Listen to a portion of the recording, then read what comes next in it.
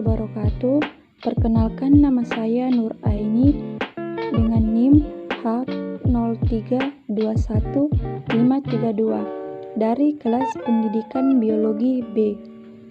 Pada video ini saya akan menjelaskan tentang larutan. Untuk penjelasan lebih lanjut, silakan simak video berikut ini. Pertama, saya akan menjelaskan pengertian larutan. Larutan adalah campuran homogen yang terdiri dari dua atau lebih zat. Zat yang jumlahnya lebih sedikit di dalam larutan disebut terlarut atau solut. Sedangkan zat yang jumlahnya lebih banyak daripada zat-zat lain dalam larutan disebut pelarut atau solvent. Kedua, contoh larutan.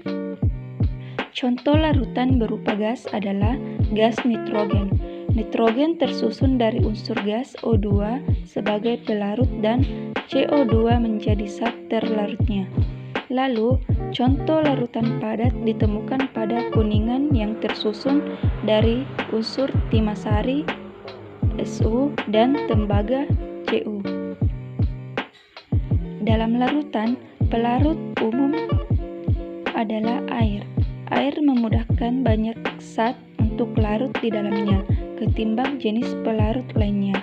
Lalu, ada pula pelarut selain air seperti trikloreotanol, alkohol, triklorometana, tetraklorometana, white spirit, dan white spirit plus aseton yang masing-masing memiliki penggunaan untuk tujuan tertentu. Ketiga, jenis-jenis larutan. Larutan memiliki beberapa jenis, yaitu pertama, berdasarkan tingkat kelarutannya. Poin 1, larutan tak jenuh. Larutan tak jenuh merupakan larutan yang dapat melarutkan sempurna jika ditambahkan zat terlarut tanpa melalui pemanasan. Poin 2, larutan jenuh. Larutan jenuh yaitu larutan yang pelarutnya tidak bisa lagi melarutkan zat terlarut kecuali harus dipanaskan. Poin 3, larutan lewat jenuh. Larutan lewat jenuh adalah larutan yang pelarutnya sudah tidak mampu melarutkan meski sudah dilakukan pemanasan. Kedua, berdasarkan konsentrasinya. Poin pertama, larutan encer. Larutan encer yakni larutan yang memiliki pelarut lebih banyak ketimbang zat terlarutnya. Misalkan faiz tonik, air mawar, astragen, dan sebagainya. Poin kedua, larutan pekat. Larutan pekat yaitu larutan dengan zat terlarut relatif lebih banyak namun tidak sampai melebihi pelarutnya. Misalkan kopi hitam kental. Ketiga, berdasarkan wujud pelarut dan zat terlarutnya.